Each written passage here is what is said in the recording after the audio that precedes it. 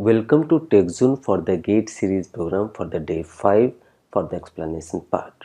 So now we are going to start with the combination circuit. So the question here is, given a combinational network with 3 inputs x, y and z and 2 intermediate outputs p and q and final output f. So here to realize the above function, the logic gate G is option A either XOR or XNOR, option B XNOR only, option C either AND or option D XOR only. So this is one of the design problem and we can easily solve this with the basic.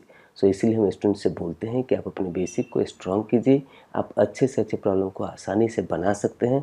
तो यहाँ पर basic क्या कहता है कि कोई भी function को रिप्रेजेंट करने का दो तरीका होता है, या तो sum of the min term या फिर product of the max term. So यहाँ पर हम लोग के मैप में देखते हैं इस मीन टर्म को हमने यहाँ पर रियलाइज़ किया। तो मीन टर्म अगर 0, 1, 5, 7 है तो मैक्स टर्म क्या हो जाएगा जो इसमें नहीं है। So that is 2, 3, 4 and 6। सो यहाँ पर ये मीन टर्म है हमारा और मैक्स टर्म दोनों का यहाँ पर रिप्रेजेंटेशन है in this K map. So now we are going to start with the grouping. सो यहाँ पर एक डिवल ये बनेगा और दूसरा डिवल ये बनेगा और तीसरा डिवल ये बनेगा।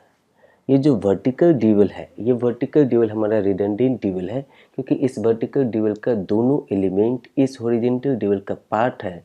सो इसीलिए हम लोग as per the optimization of the K map इस यहाँ पे रिडंडेंट टर्म को नेग्लेक्ट करते हैं। So here similarly we can write this here, this can be written X bar into Y bar, और इस डिवल को क्या लिख सकते हैं, इस डिवल को लिख सकते हैं X Z. Similarly now we can group for the max term. So यहाँ पर मैक्स टर्म से एक ग्रुप हमारा ये बनेगा, दूसरा ग्रुप हमारा ये बनेगा और तीसरा ग्रुप हमारा ये बनेगा। सो यहाँ पर भी ये जो वर्टिकल ग्रुप है, ये वर्टिकल ग्रुप हमारा रिडंडेंट टर्म होगा क्योंकि इसके दोनों एलिमेंट हमारा जो हॉरिजॉन्टल डिवल है उसका पार्ट है। सो इसको हम लोग क्या लिख सकते हैं, इसको हम लोग लिख सकते हैं this can be written as X plus Y bar, और इस डिवल को हम लोग क्या लिखेंगे, तो इस डिवल को लिख सकते हैं एक्स बार प्लस जेड। अब यहाँ पर हम लोग इसको लिखते हैं। सो ये अगर हम लोग सम ऑफ मीन टर्म को पकड़ते हैं तो यहाँ पर इस फंक्शन को लिख सकते हैं this F as a X bar Y bar plus X Z, और यहाँ पर अगर हम लोग प्रोडक्ट ऑफ मैक्स टर्म को लेते हैं तो क्या लिख सकते हैं F is equal to X plus Y bar into X bar plus Z. अब यहाँ पर हमसे पूछा गया है कि to correlate this Q and P we need to produce this F, what are the logic gate required as a G. तो यहाँ पर अगर आप इसको मानते हैं P और इसको मानते हैं Q, आप चाहे तो इस दोनों को इंटरचेंज भी कर सकते हैं, कोई दिक्कत नहीं है। हमें देखना है ये G लॉजिक गेट जो इस P और Q को कोरिलेट करके F को प्रोड्यूस करता है। तो अगर हम लोग यहाँ पे सम ऑफ मीन टर्म को पकड़ते हैं, इसको पकड़ते हैं, तो यहाँ पर ये होना चाहिए और गेट।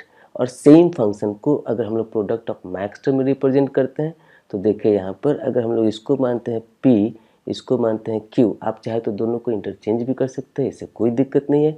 लेकिन इन दोनों को कोरिलेट करने के लिए जो हमको लॉजिक गेट G चाहिए to produce this function F as a product of the max term. So यहाँ पर साफ साफ दिख रहा है क्या होना चाहिए, एंड होना चाहिए।